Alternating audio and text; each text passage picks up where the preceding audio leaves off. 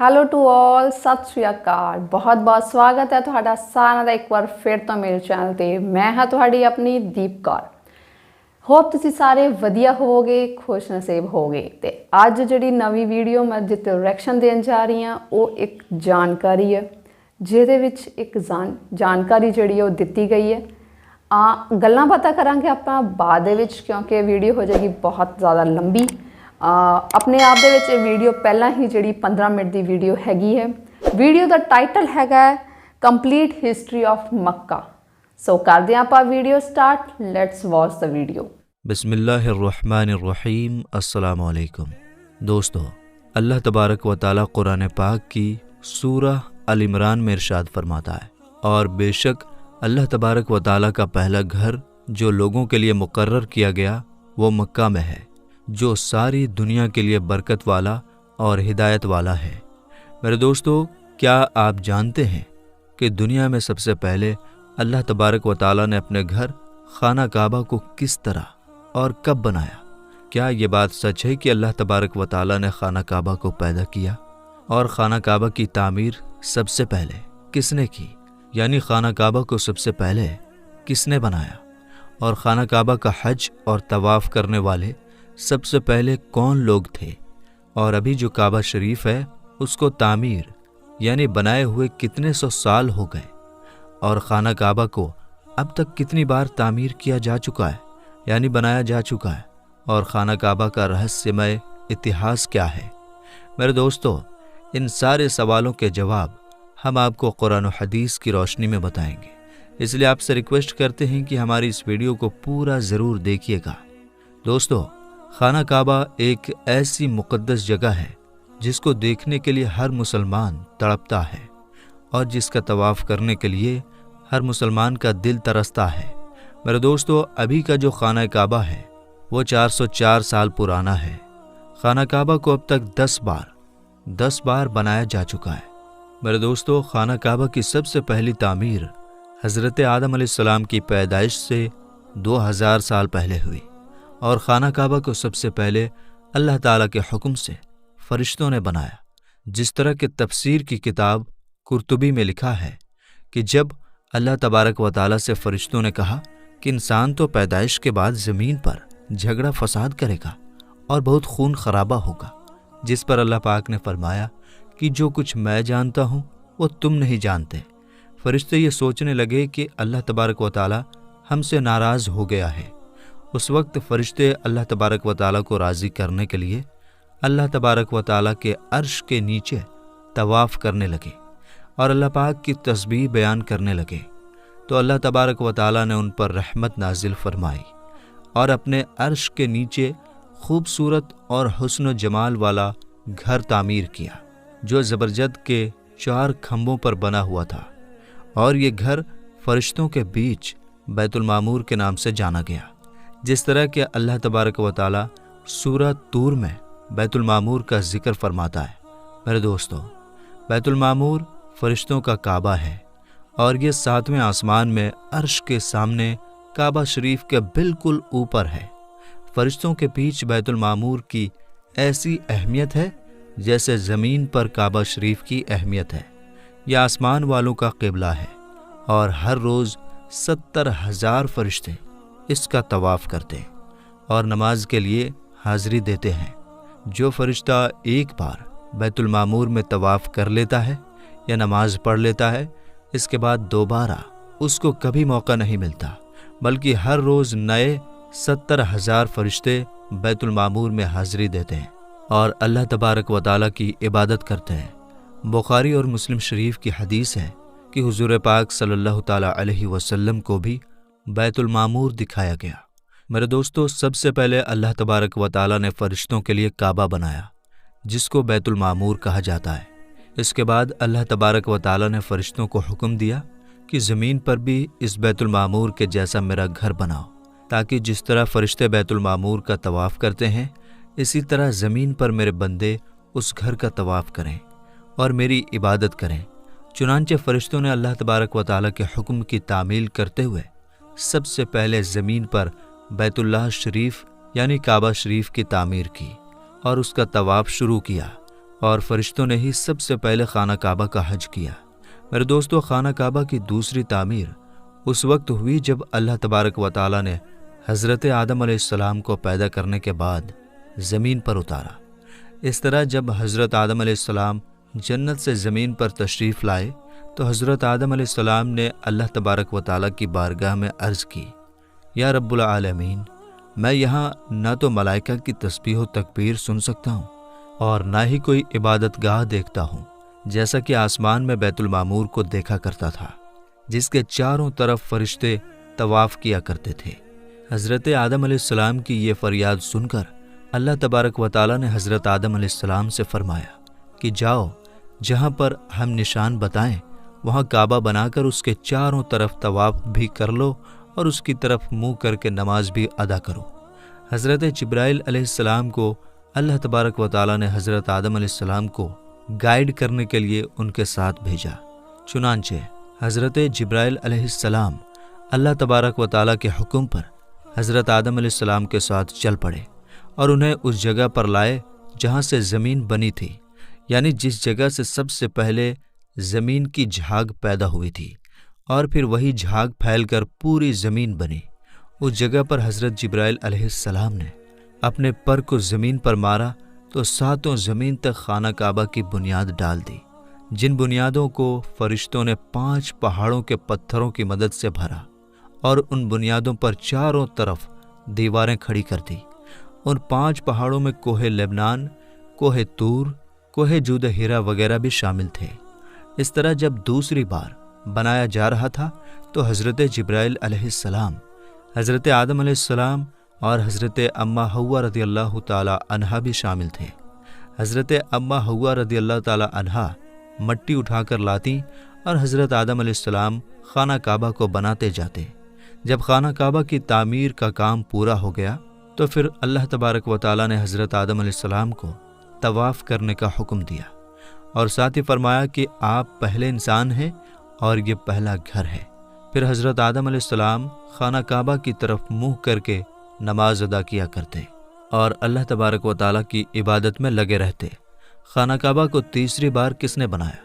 تو دوستو، آدم علیہ السلام کے بنانے کے بعد وقت کے ساتھ ساتھ خانہ کعبہ کی دیواریں بھی کمزور ہونے لگیں، تو حضرت آدم علیہ السلام کے بیٹے حضرت شیث علیہ السلام نے مٹی اور پتھر سے خانہ کعبہ کو تیسری بار بنایا، جبکہ کچھ مفسرین کا یہ کہنا ہے کہ حضرت شیث علیہ السلام نے صرف خانہ کعبہ کی مرمت کا کام کیا، اس کی تعمیر نہیں کی۔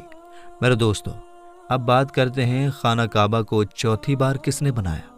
تو دوستو، خانہ کعبہ کو چوتھی بار اس وقت بنایا گیا جب اللہ تبارک و تعالیٰ نے حضرت نوح علیہ السلام کی قوم پر طوفان کا عذاب بھیجا۔ طوفان نوح میں خانہ کعبہ کی عمارت غائب ہو گئی اور کچھ روایت کے مطابق خانہ کعبہ کی عمارت کو اٹھا لیا گیا اور یہ جگہ صرف ایک اونچے اور لال ٹیلے کی طرح رہ گئی تھی۔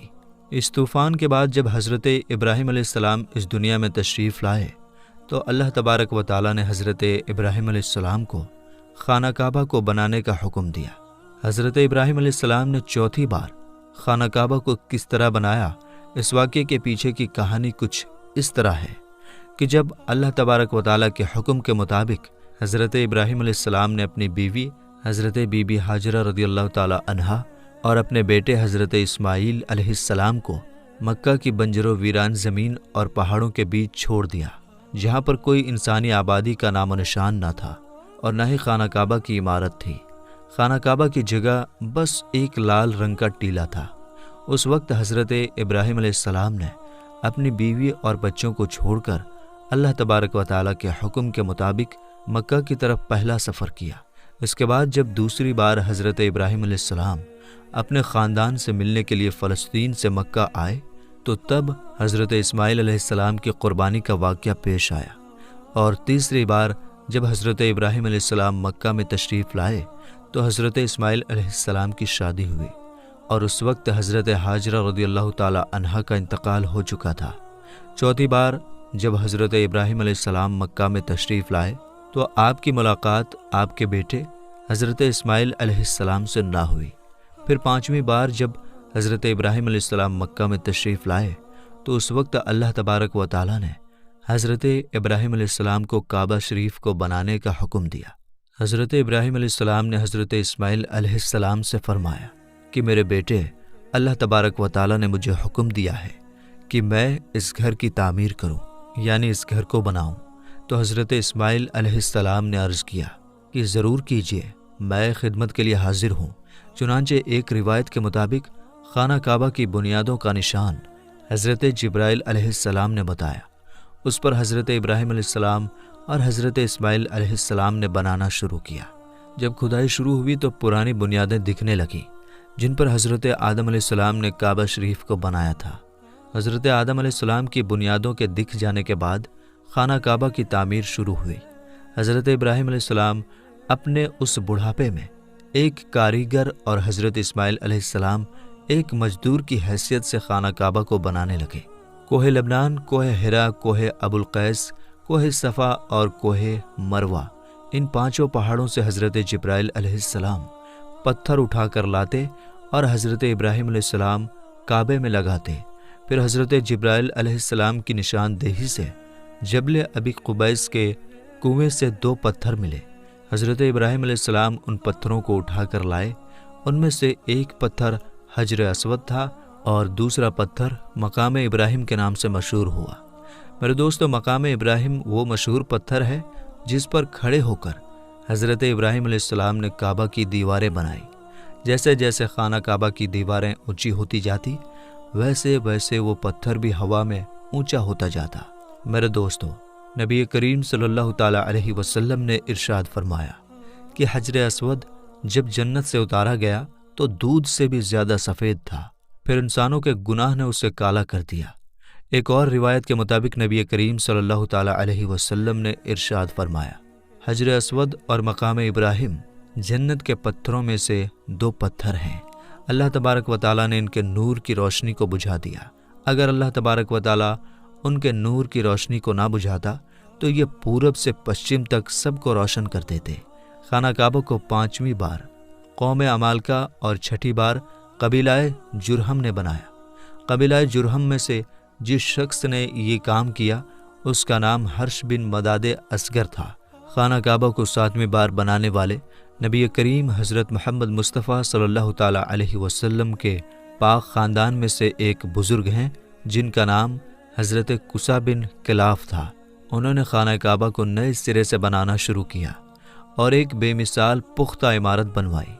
دوستو، خانہ کعبہ کو 8ویں بار بنانے کی ضرورت اس وقت پڑی جب قبیلہ قریش کی سرداری کے زمانے میں ایک زبردست سیلاب آیا جس سے خانہ کعبہ کی دیواریں بہت کمزور ہو گئیں۔ تو ایک مشورے کے بعد یہ فیصلہ لیا گیا اور خانہ کعبہ کو قبیلہ قریش نے پھر سے بنوایا، جس تعمیر میں نبی پاک حضرت محمد مصطفیٰ صلی اللہ تعالیٰ علیہ وسلم کی ذات اقدس نے بھی شرکت فرمائی۔ لیکن اس وقت رقم کم ہونے کی وجہ سے قریش کی تعمیر میں حتیم کعبہ کو شامل نہیں کیا گیا تھا۔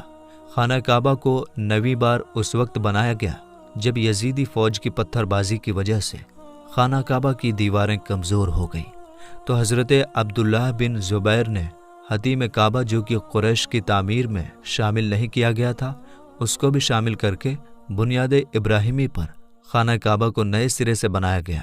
خانہ کعبہ کی 10ویں تعمیر عبد الملک بن مروان کے نائب حجاج بن یوسف جو کہ ایک ظالم حکمران تھا، اس نے 74 ہجری میں پھر سے خانہ کعبہ کو قریش والی تعمیر کے مطابق بنوایا۔ اس کے دور کے بعد جب خلیفہ ہارون حکومت پر بیٹھا تو اس نے خانہ کعبہ کو گرانے کا فیصلہ کیا اور حضرت عبداللہ بن زبیر کی تعمیر کے مطابق خانہ کعبہ کو تعمیر کرنا چاہا، لیکن امام ابو یوسف نے یہ کہہ کر اسے روک دیا کہ اگر یہی طریقہ کار رہا تو ہر آنے والے حکمران مشہور ہونے کے لیے خانہ کعبہ کو گرا کر نئی تعمیر کروایا کرے گا اور اس طرح لوگوں کے دلوں میں اس گھر کی عظمت کم ہوتی جائے گی۔ پھر 1040 ہجری میں سلطنت عثمانیہ کے سلطان مراد بن احمد خان شاہ قسطنطنیہ نے حجر اسود والی جگہ کے علاوہ ساری عمارت کی بنیاد کو بنیاد حجاج کے جیسا تعمیر کروایا۔ اس تعمیر کا کام 6 مہینے کے اندر مکمل ہوا۔ اس نے خانہ کعبہ کے اندر سنگ مرمر کا پتھر لگوایا اور بہت ہی خوبصورت چھت بنوائی اور باہر کی دیواریں संगमरमर से चूना में चुनी गई और बहुत ही कीमती और रेशमी काले रंग का पर्दा खाना काबा पर डाला गया, जिस पर कलमा तैयबा लिखा हुआ था और सुनहरी लफ्ज़ों में सुल्तान का नाम भी लिखा हुआ था। इस तरह सल्तनत उस्मानिया की तामीर के बाद शाह फहद बिन अब्दुल अजीज़ ने सन 1417 में काबा शरीफ को नए सिरे से बनाने का काम शुरू किया और अभी जो खाना काबा है वो कमोबेश 404 साल पुरानी है, क्योंकि ये इमारत 1040 हिजरी में बनी और अब 1443 हिजरी है। अल्लाह तबारक व तआला से दुआ है कि अल्लाह तबारक व तआला अपने बैतुल्लाह शरीफ की बार बार ज़ियारत नसीब फरमाए और हज बैतुल्लाह की सआदत नसीब फरमाए। ਸੋ ਇਹ ਸੀ ਵੀਡੀਓ ਜਿਹਦੇ ਵਿੱਚ 404 ਸਾਲ ਪਹਿਲਾਂ ਜਿਹੜਾ ਮੱਕਾ ਜਿਹੜਾ ਬਣਾਇਆ 404 ਸਾਲ ਪਹਿਲਾਂ ਮੱਕਾ ਜਿਹੜਾ ਬਣਾਇਆ ਗਿਆ ਐਂਡ 10 ਵਾਰ ਜਿਹੜਾ ਉਹਦਾ ਐਡੀਸ਼ਨ ਹੋ ਚੁੱਕਿਆ ਹੈ। ਤੁਸੀਂ ਵੀ ਇਹ ਜਿਹੜੀ ਇਹ ਵੀਡੀਓ ਜਿਹੜੀ ਹੈ ਫੁੱਲੀ ਜਿਹੜੀ ਉਹ ਸੁਣੀ ਹੋਏਗੀ। ਸੋ ਇਹ ਸੀ ਅੱਜ ਦੀ ਵੀਡੀਓ। ਮਿਲਦੇ ਹਾਂ ਕਿਸੇ ਹੋਰ ਵੀਡੀਓ ਦੇ ਵਿੱਚ, ਉਦੋਂ ਤੱਕ ਸਾਰਿਆਂ ਨੂੰ ਸਤਿ ਸ਼੍ਰੀ ਅਕਾਲ।